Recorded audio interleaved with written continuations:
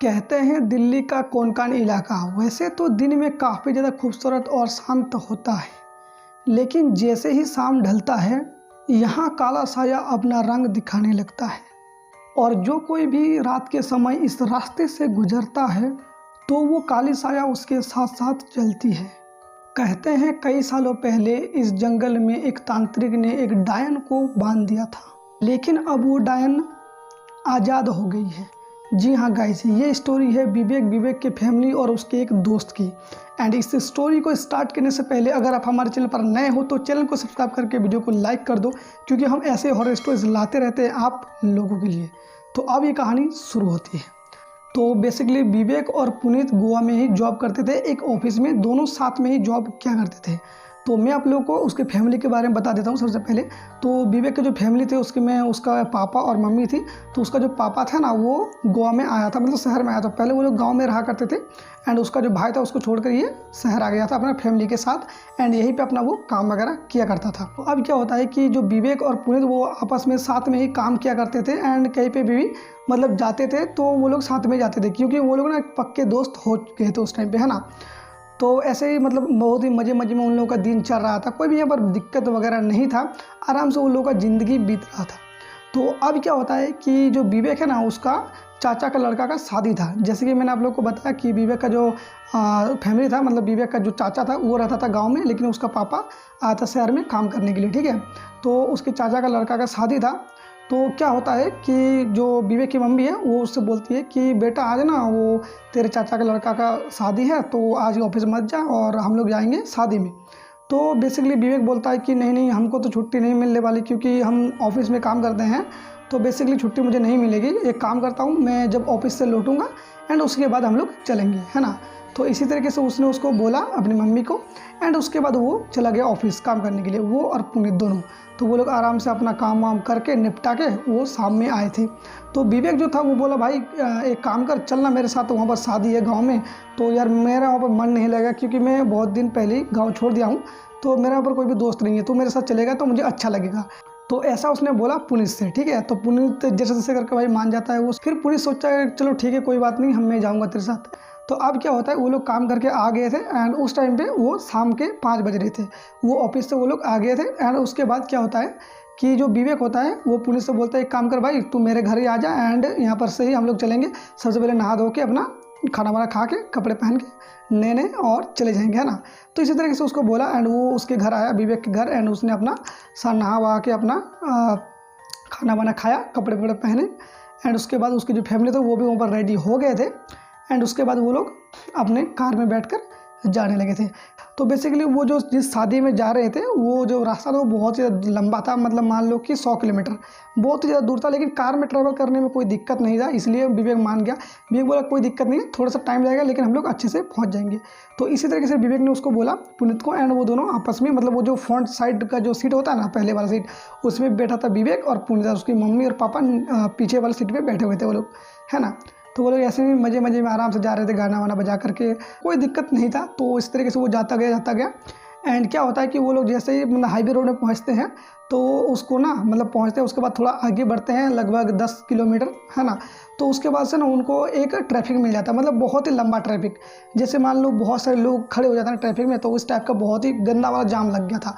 तो विवेक मन में सोचता भाई मैं क्या करूँ, अभी तो बहुत ज़्यादा यहाँ पर जो भीड़ लग गई और मैं जा भी नहीं सकता यार, इधर से अगर मैं गुजरूंगा तो शायद हो सकता है कि बहुत ही ज़्यादा लेट हो जाए।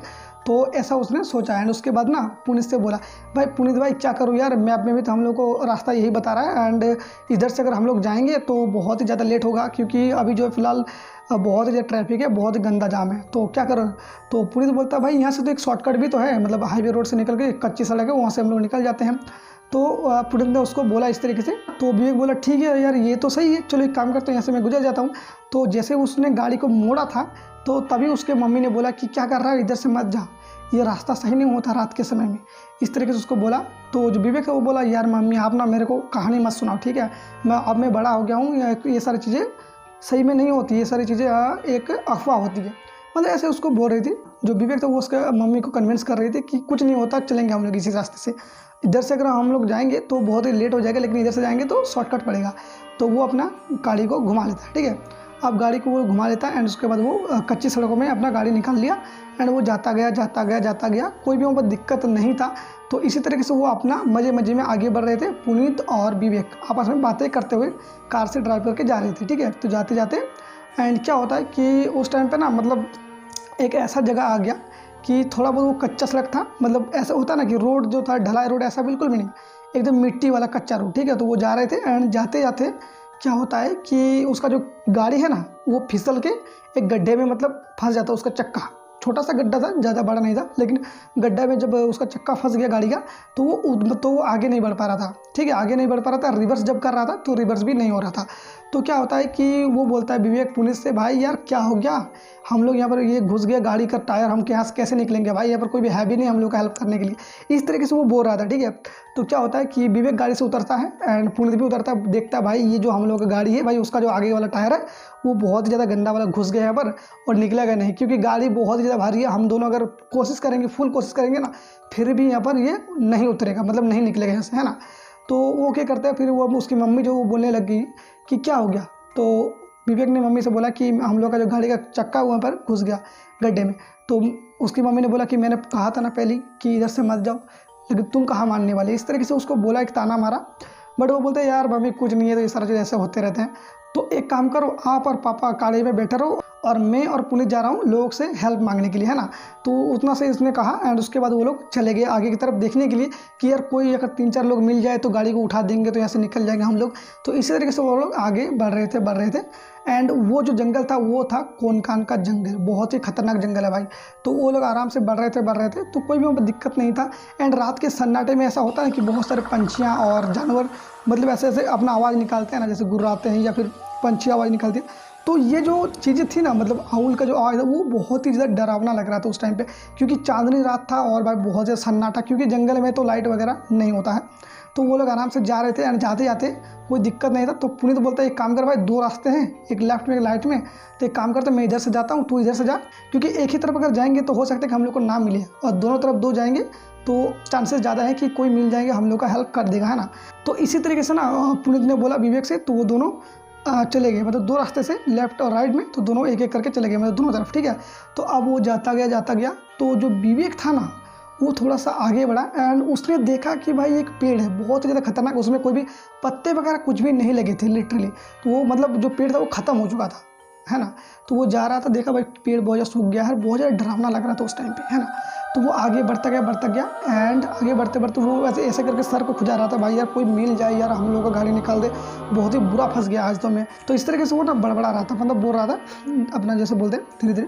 तो वो आगे थोड़ा सा बढ़ा ही था, देन उसको ना एक बूढ़ी दिखी लिटरली यार, बहुत ही गंदी वाली, मतलब शक्ल उसकी, जैसे उसके आँखों में ना, जैसे उसकी आँखें वो बहुत ज़्यादा काली है एंड उसका जो फेस है वो झुर्रियाँ पड़ गई उसमें, बहुत ज़्यादा झुर्रियाँ, है ना, जैसे झुर्री पड़ जाती है उस तरीके से उसके फेस पे पड़ा हुआ था। एंड भाई उसको देख के ना भाई विवेक बहुत ही ज़्यादा डर गया।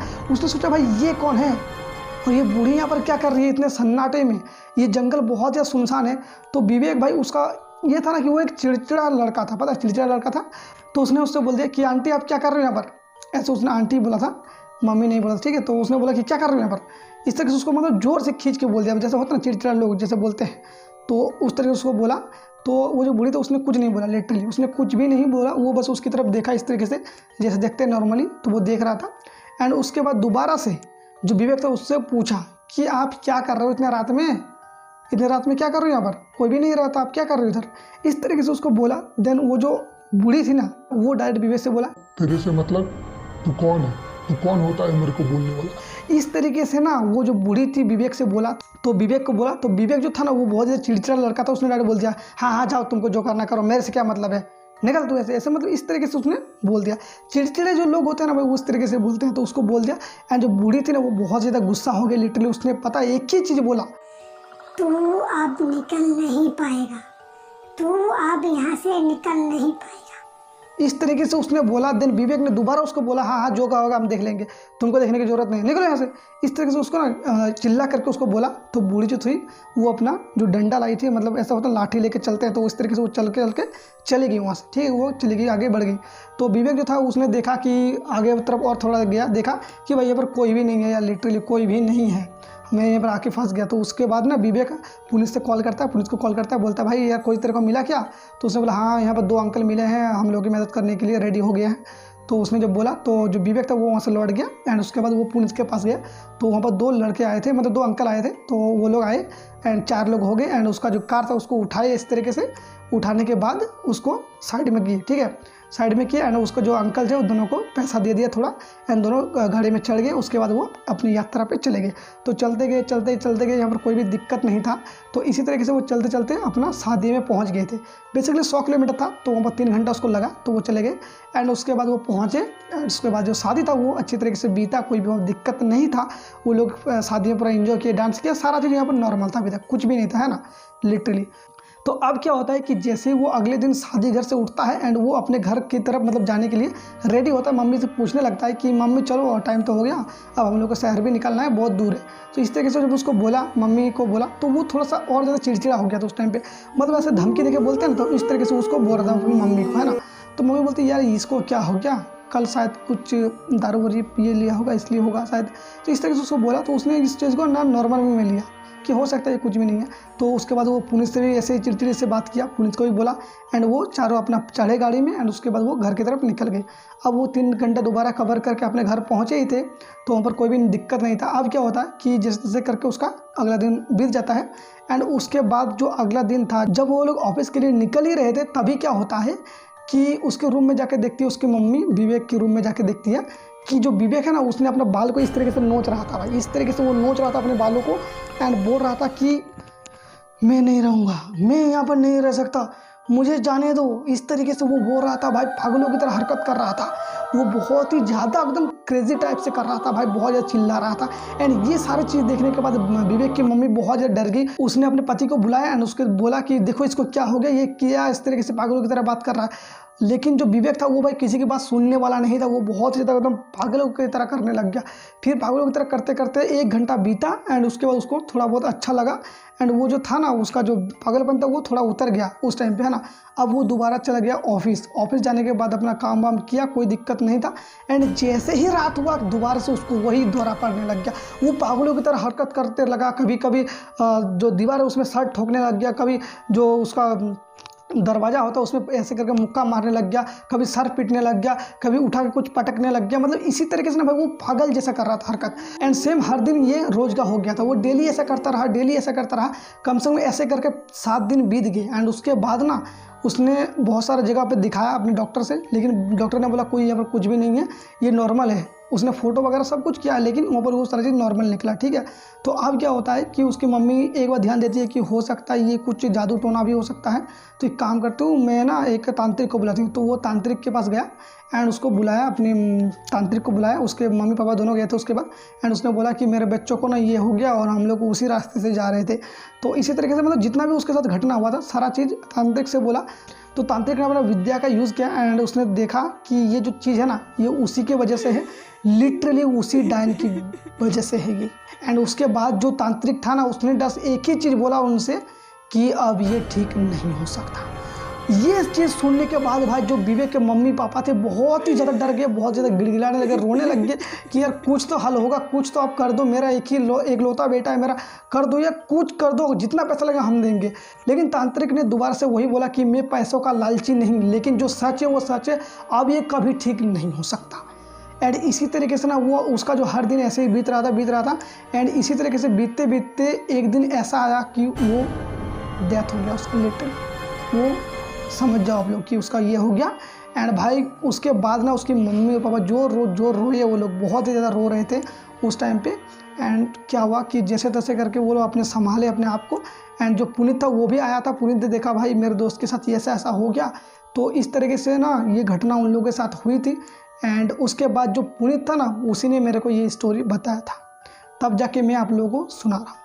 सो गाइज़ इसी तरीके से ना बहुत सारे लोग बहुत सारी चीज़ों पे विश्वास नहीं करते लेकिन वो एग्जिस्ट करते हैं। इसीलिए गाइज़ कोई भी चीज़ को ना मजाक में मत लेना, मेरा मानना यही है। बाकी गाइज़ आपको ये स्टोरी कैसा लगा कमेंट में ज़रूर से बता देना और मिलेंगे एक और ऐसे ही हॉरर स्टोरी के साथ, तब तक के लिए बाय बाय।